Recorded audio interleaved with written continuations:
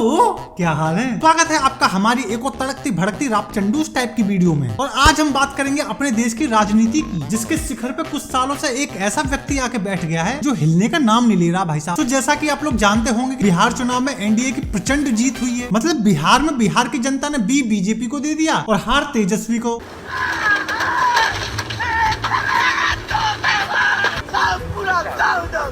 अब यार मेरे को एक चीज समझ में नहीं आ रही, बिहार वही, बिहार की जनता वही, मुख्यमंत्री उप मुख्यमंत्री भी वही, तो ये चुनाव राहुल गांधी और बाकी के दलों को जलील करने के लिए कराया गया था। जोड़ी मोदी या नीतीश जी के हिट होई, जोड़ी मोदी या नीतीश जी के हिट होई। अबे पब्लिक अलग मजे ले रही है भाई। सर देखो, मैं पर्सनली सजेस्ट करूं, करंट टाइम में ये गाड़ी सबसे ज्यादा बेस्ट है। क्यों, इसमें ऐसा क्या खास है? क्योंकि इसमें कांग्रेस से ज्यादा सीट है। बुक कर दो। मत कर लाला मत कर, कांग्रेस सपोर्टर बुरा मान जाएंगे। इधर देखो, अरे एक बार देख भी लो, कांप कहाँ रही। अच्छा, बिहार के चुनाव में इस बार काफी कुछ हुआ, तो आइए एक एक करके सबकी बात करते हैं। आइए ना हमरा बिहार में। तो इस बार बिहार चुनाव में बहुत लोगों का घमंड चूर हुआ है, जिसमें से सबसे पहले आते हैं हमारे तेजस्वी यादव। ये बंदा ऑलमोस्ट मान के बैठा था कि वो सीएम बन चुका है। और 18 तारीख को आप लोग लिख के रख लीजिए, हम लोग ओथ के लिए जाएंगे और नौकरी वाली सरकार आने वाली है। देख रहे हो भाई का कॉन्फिडेंस, सीधा शपथ ग्रहण की बात कर रहा था, बट बिहार की जनता ने रेपटा मार मार के भाई को नींद से जगा दिया। भाई सोच रहा था जनता मुझको सीएम बनाएगी, बट जनता तो असलियत में ये सोचती है भाई के बारे में। अरे फूट गई ललटेन, बह गई तेल, बिहार में राज करिए 9वीं फेल।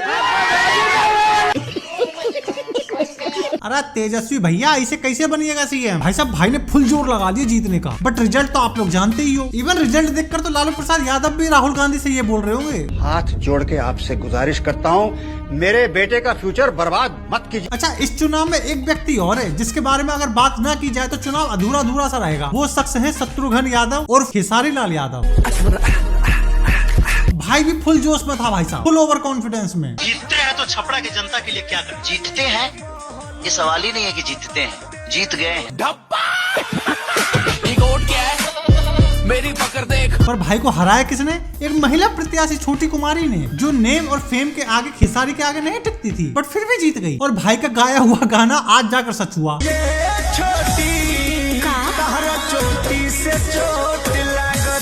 भाई सब लगाया तो भाई ने भी पूरा एडी चोटी का जोर था। अखिलेश यादव तक को प्रचार के लिए बुला रखा था भाई साहब। और हमने तो पता लग गया, इस बार एक ही भारी है सबके ऊपर। अरे अखिलेश जी, वो खेसरी नहीं है, खेसारी है। नाम तो ढंग से याद कर लेते। एनीवे, ये लोग इतने कॉन्फिडेंस में थे ना कि अखिलेश यादव को भी ये लगा कि भाई साहब अब तो खेसारी के आगे कोई टिक ही नहीं पाएगा। खेसारी है भारी, क्योंकि खेसारी बिहार में एक बड़ा नाम तो है ही भाई, इसमें कोई दो राय तो नहीं है। तो सबको यही लग रहा था कि भाई साहब ये बंदा जीत जाएगा। पर दूसरी तरफ बीजेपी वाले धतूरा चाट कर थोड़ी चुनाव लड़ने आए थे भाई साहब, और खड़ा कर दिया अपना स्टार प्रचारक पावर स्टार पवन सिंह। यादव जी, पूर्वांचल हमारे कंट्रोल में है और रहेगा, और किसी माई के लाल में हिम्मत नहीं है जो आंख दिखा दे। अबे ये वो बंदा है जिसने बिग बॉस की टीआरपी खत्म कर दी थी भाई साहब, जब तक वो राइज एंड फॉल में था। भाई का डायलॉग है ना, पावर यहीं से शुरू होला और यहीं खत्म हो जाला। वो सही बात है। भाई ने 44 सीटों पर प्रचार किया था, जिसमें से 41 सीट बीजेपी जीत गई। भैया ऐसे ही इसको पावर स्टार नहीं बोलते। भाई जहाँ गया ना, वहीं गमछा हिला के झंडा गाड़ के आया है। अब तानी प्यार से समझ जाइए, नहीं तो रेल दिया जाएगा। खेसारी लाल यादव जरा सी भीड़ देख के बौखला गया और बकैती करने लगा, जो गुरु बैकफायर कर गई। पता है खेसारी कैसे हारा? गलती नंबर 1, हमें हराने के लिए कोई माई का लाल पैदा नहीं हुआ। हम ब्रह्मा के लिखे हुए लकीर में भी मिटा सकते हैं। यदा यदा हि धर्मस्य ग्लानिर्भवति भारत। नहीं मिटाना ब्रह्मा का लिखा हुआ, बन गया हीरो। करवा ली बेइज्जती। महक पर ही आना जरा। और लेवल देख के बात किया कर लाला, क्योंकि जितना तेरा नाम है ना, उतना तो हम दोनों का बदनाम है। गलती नंबर 2, राम मंदिर में पढ़ के मैं क्या मास्टर बन जाऊंगा? राम मंदिर पढ़ के क्या मैं प्रोफेसर बन जाऊंगा? अबे पजामे में रह ले लाला, अभी राजनीति में आए हुए तुझे गिनती के 4 दिन नहीं हुए और तुम भी वही गलती करने लगे जो विपक्ष पिछले 60 सालों से करता आ रहा था। बेटा, मुंह से निकली बात और पिछवाड़े से निकला पाद कभी वापस नहीं जाता है, इसीलिए बोलने से पहले सोच लेना चाहिए। महकपरी आओ। गलती नंबर 3, और विद्या अगर सरस्वती में होती तो विद्यालय नहीं होता। तो ये इतने सारे विद्यालय बनाने की क्या जरूरत है? हम कम से कम 50 मंदिर सरस्वती का ही बना। भाई हिंदुओं के देवी देवताओं का, उनके धर्म स्थलों का मजाक बना के मुसलमानों का मसीहा बनने चला था और मुसलमान भाइयों ने भी उसको झुंझुना पकड़ा दिया। भाई मुसलमानों ने भी ये सोचा होगा कि भाई जब तू हिंदू होकर हिंदुओं का नहीं हुआ, हमारा तो घंटा होगा। अब भाई रोता फिर रहा है। जिंदगी में जाहर अपने बोआ जननी रहू। महकपरी आओ। भाई पहले थोड़ा बहुत जो काम में तरक्की कर रहा था ना, अब उससे भी हाथ धो बैठेगा। मतलब खेसारी भैया अब ना घर का रहा ना घाट का। अच्छा, इसकी इस आदत के बारे में इसके दोस्तों को पूरी अच्छी तरीके से पता था कि भाई किस लेवा का चिरांद है। खेसारी लाल यादव के बारे में एक चीज आप लोग आज जान लीजिए, कोई ऐसा सगा नहीं जिसको इसने ठगा नहीं, और जब जब मुंह इसने खोला है कभी ऐसा हुआ ही नहीं कि इसने हगा नहीं। मुंह खोलेगा और हगेगा। और ये बात 100% सच साबित हुई है। इसीलिए ये कहावत कही गई है कि जिसका काम उसी को साजे, बाकी तो तुम समझदार हो ही। क्यों महकपरी? अच्छा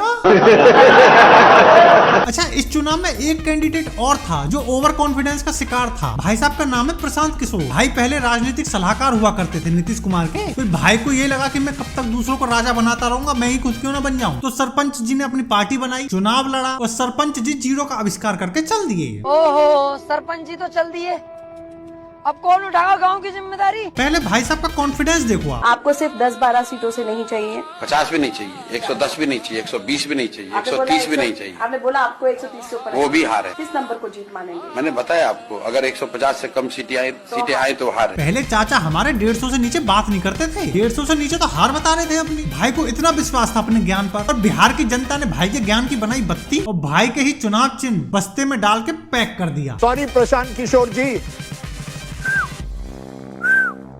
क्या मतलब?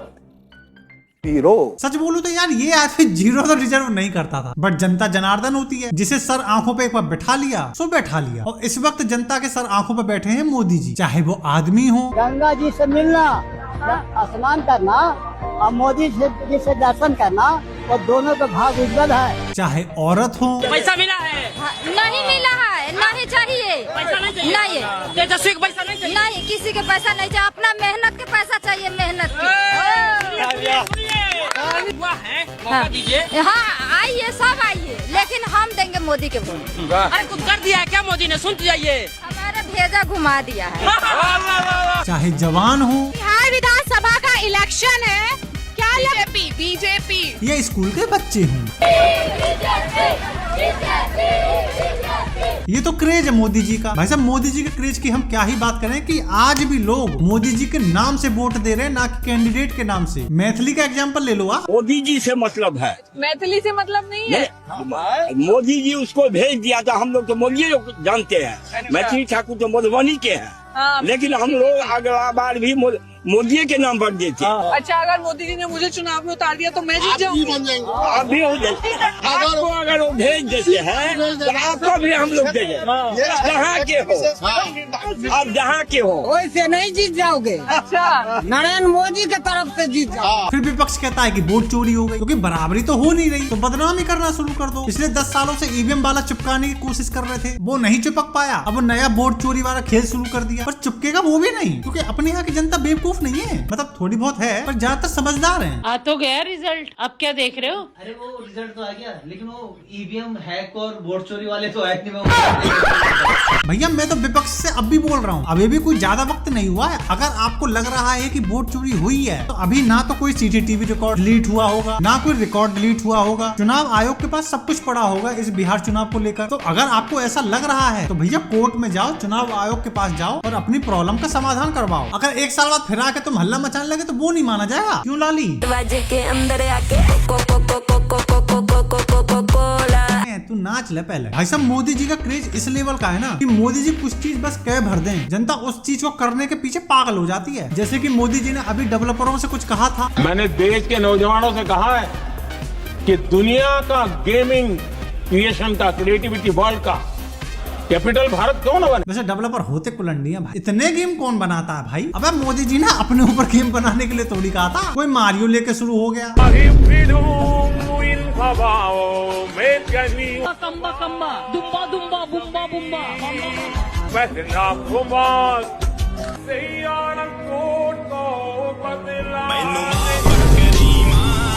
कोई फ्लाइंग मोदी वाला गेम लेके शुरू हो गया।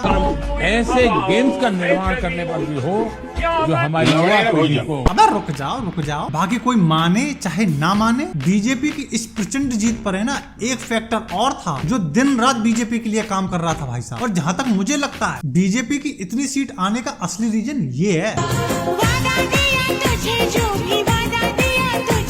ये है वो असली बीजेपी की स्टार प्रचारक। इसी वजह से सब हार गए भाई साहब, मान लो तुम मेरी बात। बाकी वीडियो पसंद आई हो तो आप लाइक मारो। क्यों महक परी? अगर आप हमारे चैनल पर नए हो तो सब्सक्राइब करो यार। बाकी अगर आप मीम देखने के शौकीन हो तो आप हमारा मीम रिव्यू चैनल जरूर सब्सक्राइब करें। बाकी हम मिलते हैं आपसे नेक्स्ट वीडियो में, तब तक के लिए दिस इज योर द सम्राट शुक्ला, ओवर एंड आउट। अब तनी प्यार से समझ जाइए, नहीं तो प्रेम दिया